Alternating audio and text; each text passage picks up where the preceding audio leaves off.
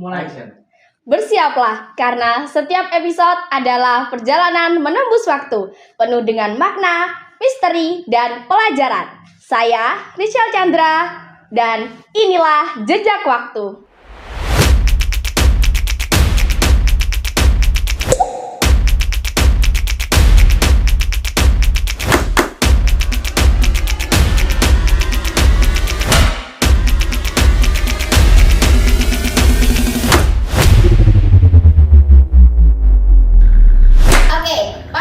Kali ini aku nggak akan sendirian loh buat nyeritain, dan kalian tahu nggak kita akan nyeritain apa? Kita akan nyeritain tentang Wali Songo loh. Mari kita panggil narasumbernya.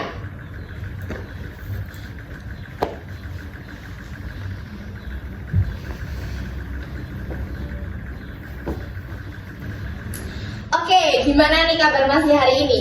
Alhamdulillah untuk kabar saya hari ini cukup baik dan semoga kedepannya tambah lebih baik lagi. Amin. Kalau Masnya yang satunya gimana? Alhamdulillah baik juga. Oke, senang nggak diundang di podcast Jejak Waktu ini? Tentu saja untuk saya senang banget dikarenakan bisa men-sharing cerita-cerita tentang rakyat. Oh gitu ya. Seneng banget apa senang doang nih? Tentu saja senang banget dong. Kalau Mas yang sampingnya gimana? Senang banget. Senang banget ya pastinya ya. Iya. Oke, Masnya mau nyeritain apa nih ke audiens? Yaitu tentang sejarah Wali Songo yang saya ceritakan tentang Sunan Kalijogo.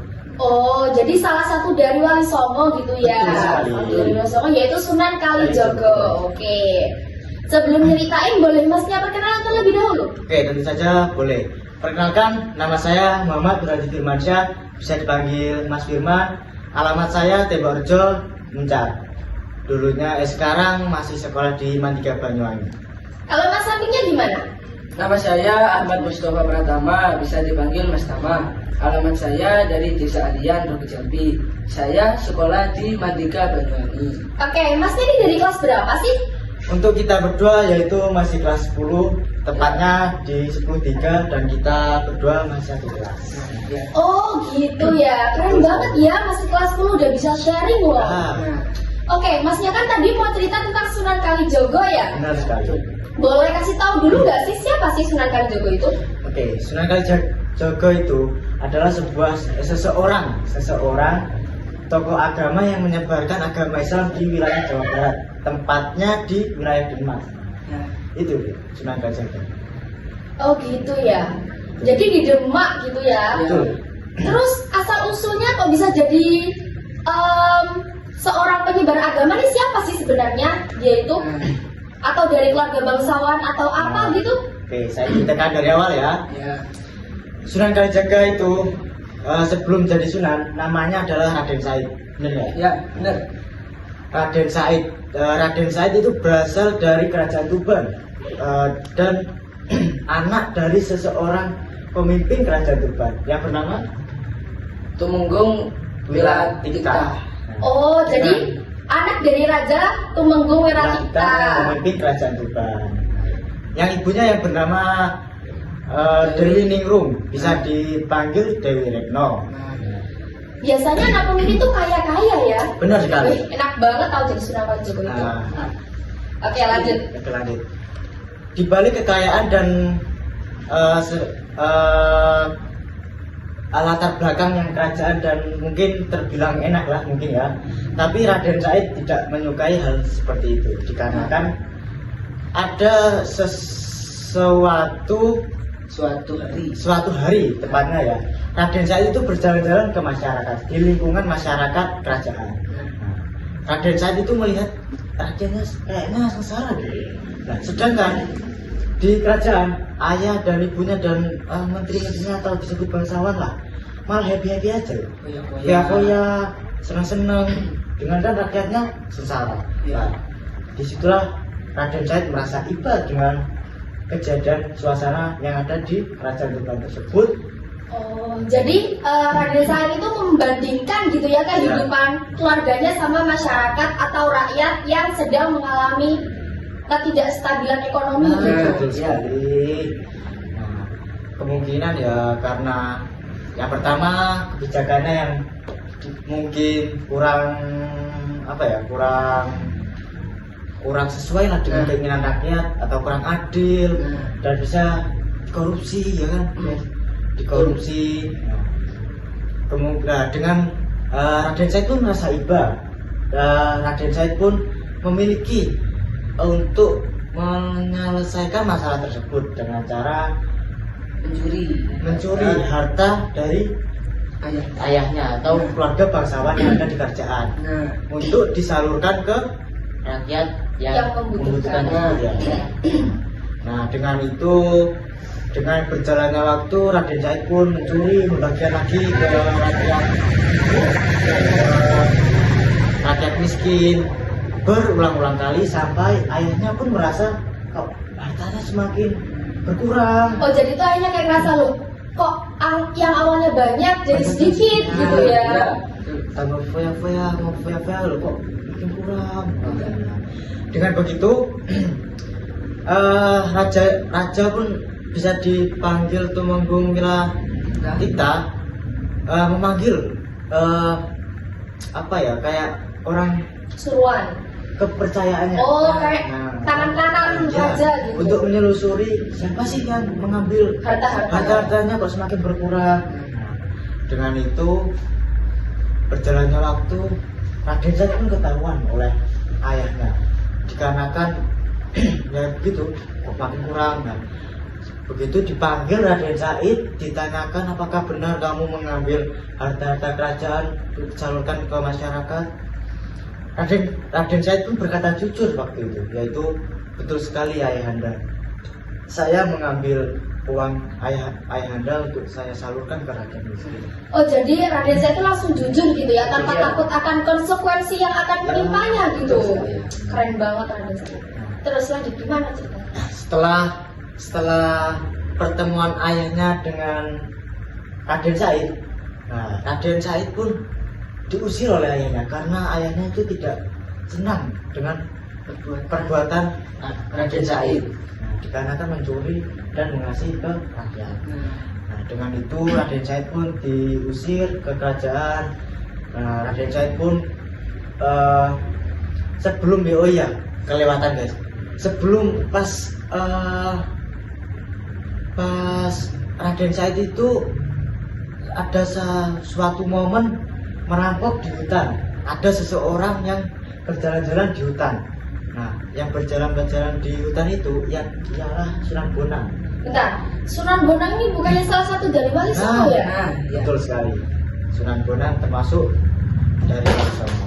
Nah, dengan begitu ada pun pertempuran atau pertengkaran antara Sunan Kalijogo, Raden Said dan Sunan Kalijogo. Sunan Bonang. Sunan Bonang. Oh maaf guys, tadi ya. Iya. Masnya canggung. Santai aja, santai ya. Lanjut gimana? Ada pertempuran antara Raden Said dengan Sunan Bonang. Nah, kan sebelumnya Sunan Bonang itu ya ceritanya itu sangat sakti dengan keilmuannya. Nah, ya. Dengan kesaktiannya itu Raden Said pun dibuat tekuk lutut dengan melawan Sunan Bonang. Nah, dengan bertekuk lututnya Raden Said dan mengaku kekalahannya, Raden Said pun bercerita tentang permasalahan yang ada di kerajaan sampai ke menimpa dirinya, yaitu diusir karena membantu masyarakat yang kekurangan, sedangkan ayahnya berfoya-foya. Nah, Sunan Bonang pun bermotivasi kepada Raden Said, yaitu lek iso gawe apik wong liya ora kudu tanpa nyolong. Nah, artinya ya guys, lek kita berbuat baik tidak tentu harus mencuri. Nah, begitu ya. Oh jadi ada itu ya, jadi ada kata-kata hari inilah ya buat para audiens gitu ya. Betul. Nah, dengan begitu Raden Said pun termotivasi oleh perkataan Sunan Bonang. Dengan termotivasinya Raden Said pun berguru dengan Sunan Bonang. Nah, diterimalah Raden Said menjadi muridnya Sunan Bonang. Nah, di momen itu Sunan Bonang pun mengajarkan agama Islam ke Raden Said. Nah, setelah berjalannya waktu belajar agama-agama Islam, ada momen Raden Said pun kembali ke kerajaan dengan sudah menjadi alim lah, sudah berilmu lah, dan dia pun kembali ke kerajaan. Oh itu karena diajarin sama Sunan Bonang ya? Ya. Oh jadi berguru gitu? Berguru terus. Oke, lanjut. Nah lanjut, Raden Said pun kembali ke Tuban, ke kerajaan ayahnya. Nah dia sampailah ke sana, dia ternyata malah diusir sama ayahnya. Kenapa diusir? Nah saya dikarenakan masih tidak terima dengan keperlakuan anaknya ke ayahnya yang mencuri dan membagikan ke rakyat. Loh tapi kan padahal itu kan Sunan Kalijaga atau Raden Said kan berniat baik buat Nah, membantu. betul sekali. Nah itu biasalah sudah keenakan makan Harta orang. harta ya. orang gitu lah. Jadi kayak sama nanya sendiri sampai buta gitu. Nah, betul. Nah, Gitu. itu tidak baik ya guys, jangan itu. Danger banget. Oke lanjut. Oke, Habis lanjut. diusir tuh gimana nih? Habis diusir dari kerajaan, Raden Said pun kembali lagi ke Sunan Bonang, menceritakan tentang apa yang dia dialami lah di kerajaan dan ceritakan ke Sunan Bonang. Lah Sunan Bonang tersebut berkata kalau kamu itu harus bertapa lagi, disuruh bertapa lah di laut. Nah, Sunan Bonang menyuruh Raden Said untuk bertapa di laut. Nah, di laut disediakan sebuah perahu kecil berwarna putih. Konon katanya ya, perahu tersebut dari pemberian Nabi Khidir. Dari pemberian Nabi Khidir. Wah Hebat ya, guys, ya. keren banget. Zaman dulu bisa ketemu Nabi Khidir. Zaman sekarang emang ada yang ketemu Ya. Nabi Khidir. Insya Allah aja ya, aminin aja. Semoga bisa ketemu Nabi Khidir. Lanjut. Oke lanjut. Setelah Raden Said pun menerima tugasnya, yaitu disuruh bertapa di laut. Setelah bertapa tersebut, Raden Said pun kembali ke Sunan Bonang. Nah, setelah kembalinya bertapa tersebut, Raden Said pun dikasih julukan yaitu Sunan Kalijaga. Ya, itu disebut Sunan Kalijaga. Setelah bertapa tersebut, Sunan Kalijaga pun disuruh lagi untuk bertapa di kali. Di Sungai. kali. Sungai. Oh iya, ya, sungai. Oke. sungai.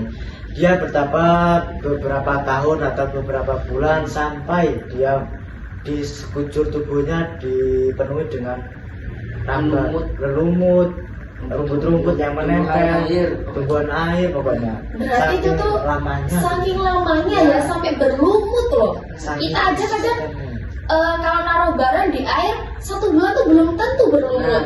Betul sekali. Berarti udah lama banget loh Lama ya. banget, tentu saja lama banget. Oke. Nah, dengan berjalannya waktu, Sunan Kalijaga pun kembali pulang ke Sunan Bonang.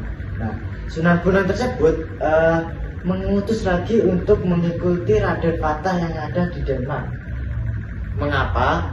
Karena keilmuannya Sunan Kalijaga tersebut sudah cukup dan berani untuk menyebarkan dakwahnya dan mengikuti Raden Patah yang ada di Denmark. Raden Patah tersebut ya termasuk pemimpin kerajaan yang ada di Denmark. Nah, tersebut bukan kayak kerajaan besar agama Islam dan menyiarkan membantu menyebarkan agama Islam di Jawa Barat. Nah, itu tepatnya di Cirebon, guys. Dan begitu Sunan Kalijaga pun mengikuti dakwahnya bersama Raden Patah. Ada keunikan dengan dakwahnya Raden Sunan Kalijaga, yaitu dia berdakwah dengan kesenian yang ada di tanah Jawa. Bentar. Kak, aku tuh pernah baca deh. Gimana? Caranya tuh ini nyebarin Islam pakai cara nampilin wayang, bener gak? Salah satunya benar sekali Oh, dengan benar. wayang, guys. Ya. Ada lagi dengan cara gamelan, tapi yang sering dibawakan oleh dakwahnya Sunan Kalijaga yaitu dengan menggunakan wayang. Oh ya, wayang itu sebenarnya dari kepercayaan Hindu ya guys ya, tapi itu Oh. di FYI guys, Nah, FYI wayang itu dari Hindu. Hindu, kepercayaan Hindu, dan itu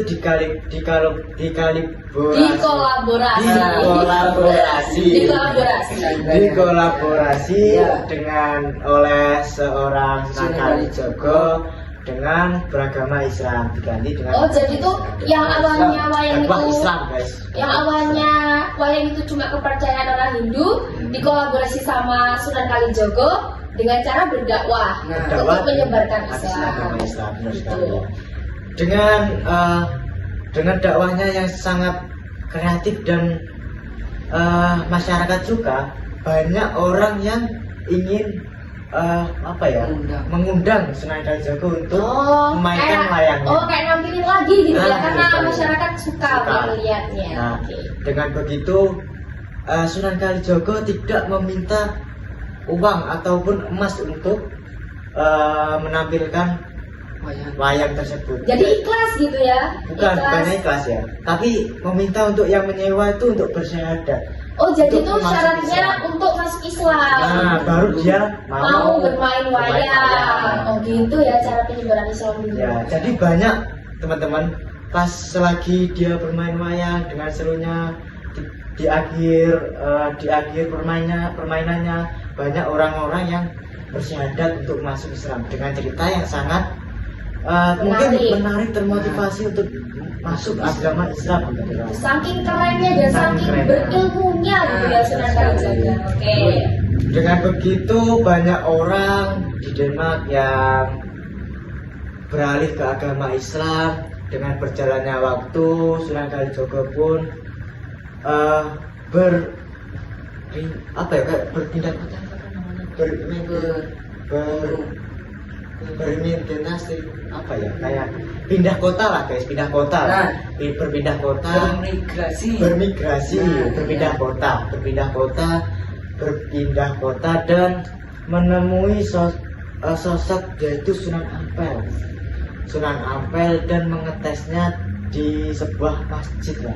Dia itu ceritanya itu Sunan Kalijaga itu mengambil wudhu. Nah, ada Sunan Ampel itu melihat kok kayak sosoknya itu kayak orang Alim, orang-orang berbawa. orang-orang berilmu Oh gitu iya. lah. Nah, Sunan Ampel pun bukan mendekati, kayak mengubah tempat wudhu itu dengan setumpuk emas. Dengan begitu rencananya biar kayak emas ini kayak kaget dan ingin membawanya. Oh, jadi itu kayak ngetes gitu Ngetes ya, begitu. ngetes. Oke. Tes keimanannya di kali Di sungai. Oh iya, di sungai. Oke. Dia bertapa beberapa tahun atau beberapa bulan sampai dia di sekujur tubuhnya dipenuhi dengan lumut, rumput-rumput yang menempel, tumbuhan air pokoknya. Berarti itu tuh saking lamanya ya sampai berlumut loh. Kita aja kadang kalau naruh barang di air 1 bulan tuh belum tentu berlumut. Betul sekali. Berarti udah lama banget loh Lama ya. banget, tentu saja lama banget. Oke. Nah, dengan berjalannya waktu, Sunan Kalijaga pun kembali pulang ke Sunan Bonang. Nah, Sunan Bonang tersebut mengutus lagi untuk mengikuti Raden Patah yang ada di Denmark. Mengapa? Karena keilmuannya Sunan Kalijaga tersebut sudah cukup dan berani untuk menyebarkan dakwahnya dan mengikuti Raden Patah yang ada di Denmark. Raden Patah tersebut ya termasuk pemimpin kerajaan yang ada di Denmark. Nah, tersebut bukan kayak kerajaan besar agama Islam dan membantu menyebarkan agama Islam di Jawa Tengah. Nah, itu tepatnya di Cirebon, guys. Dan begitu Sunan Kalijaga pun mengikuti dakwahnya bersama Raden Patah ada keunikan dengan dakwahnya Raden Sunan Kalijogo, yaitu dia berdakwah dengan kesenian yang ada di tanah Jawa. Bentar. Kak, aku tuh pernah baca deh. Gimana? Caranya tuh ini, nyebarin Islam pakai cara nampilin wayang, bener gak? Salah satunya benar sekali Oh, dengan benar. wayang, guys. Ya. Ada lagi dengan cara gamelan, tapi yang sering dibawakan oleh dakwahnya Sunan Kalijogo yaitu dengan ajakan wayang.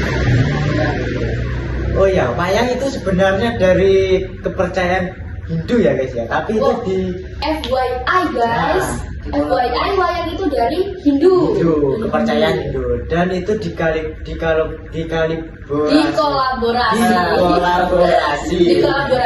dikolaborasi Ya. dengan oleh seorang Sunan Kalijogo dengan beragama Islam, diganti dengan Oh, jadi tuh yang awalnya wayang dakwah itu Islam guys. yang awalnya wayang itu cuma kepercayaan orang Hindu, dikolaborasi sama Sunan Kalijogo dengan cara berdakwah Berdakwah untuk menyebarkan atas Islam. agama Islam, benar sekali. Betul.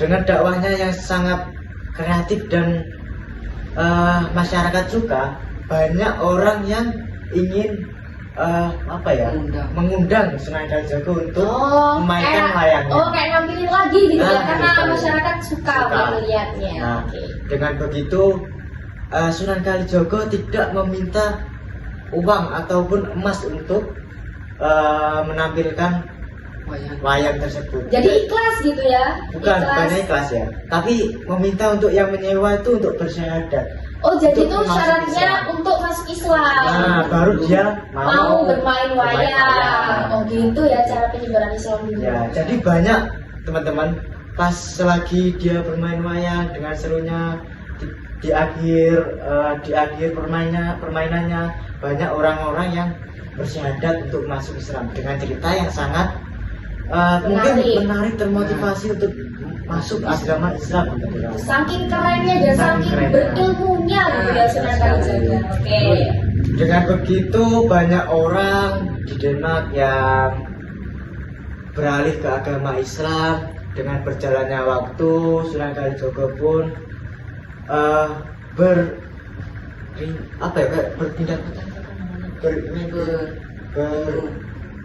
berorientasi kayak pindah kota lah guys, pindah kota lah. Berpindah kota,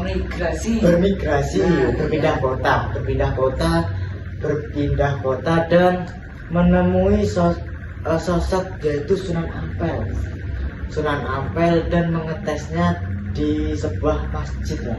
Dia itu ceritanya itu Sunan Kalijogo itu mengambil wudhu.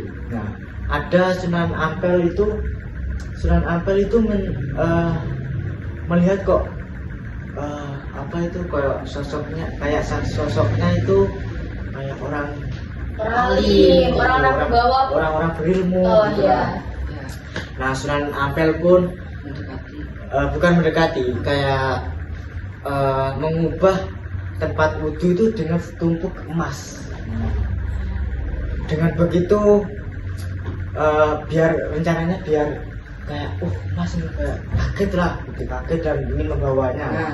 Oh, jadi itu kayak ngetes gitu Ngetes ya, gitu. ngetes. Oke. Tes keimanannya. Dengan begitu sebelum Sunan Kalijogo itu ada yang memberitahu kalau ojo kaget lan gubyo itu ojo kaget lan gubyo itu apa ya? Gubyo itu kayak tergesa-gesa gitu. Oh, gitu ya. Oke. Ojo kaget lan gubyo. Oke. Mau nanya lagi nih. Gimana? Kan tadi kan sebenarnya mau nanya apa sih konflik utama dari cerita itu gitu kan? Ya. Jadi apa sih konflik utama gitu dari sekian cerita yang udah Mas Firman ceritain nih?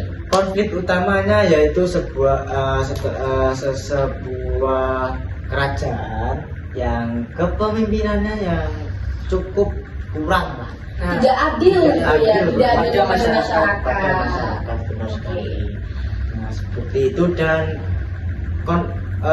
inti ceritanya yaitu perjuangan perjuangan enggak bukan sebuah perjuangan untuk penyebaran agama Islam Dan keadilan untuk dan rakyat. keadilan rakyat. Oke. Begitu, guys. Mau tanya lagi, kalau misal loh ini ya, misal Mas Firman atau Mas Tama nih ada di posisinya ayahnya, Ya betul, gimana? di posisi ayahnya Raden Said atau Sunan Kalijaga gitu kan. Benar, gimana? Mas Firman atau Mas Tama akan lakuin hal sama gitu. Misal anaknya melakukan kejahatan, maaf. Iya. Mas Firman atau Mas Tama kan ayahnya, Iya, ayahnya iya. kan jahat ya, Jahat. jahat. Termasuk jahat. Terus anak kalian itu melakukan kebaikan, tapi kalian tuh bakalan dukung atau bakal kayak Raja Tumenggung tadi malah mengusir, Ya untuk Mas Tama Ya dulu. tentunya mendukung sih. mendukung ya, Iya. mendukung, karena berperilaku baik gitu Nah, kan. iya. Oke. Kalau Mas Tujuannya Firman, baik. tujuan baik. Tentu saja ya sama seperti Mas Tama, yaitu sangat mendukung. Nah, dikarenakan apa? Kayaknya dengan keperlakuan sebelum jadi raja itu keperlakuannya kayak happy berfoya-foya, sedangkan rakyatnya kan ya sengsara begitu. Dengan kayak disentil lah apa itu pemikirannya Ayahnya biar dengan- sadar ya, gitu biar ya, kalau sadar. kamu tuh jahat gitu. Nah, dengan berbuat mencuri dan mengasihi ke orang miskin. Nah, begitu menyentil dan seharusnya sih sadar ya. Nah, Kenapa ya. kok semakin diusir begitu? Iya sih, bahkan kan pertanyaan kayak kenapa orang mereka itu loh, orang dia itu loh Berbuat baik. berbuat baik gitu. Begitu. Emang ayahnya yang agak-agak gitu guys. Oke, menarik banget ya cerita Mas Firman dan Mas Tama hari ini. Gimana? Kalian puas gak? Jangan lupa ya komentar kalau puas atau enggaknya. Kalau kalian mau dengerin cerita lagi, Ya. jangan kemana-mana, tetap di Jejak Waktu. Terima kasih ya buat Mas Firman dan Mas Oke, Tama. sama-sama. Sampai jumpa. Sampai jumpa.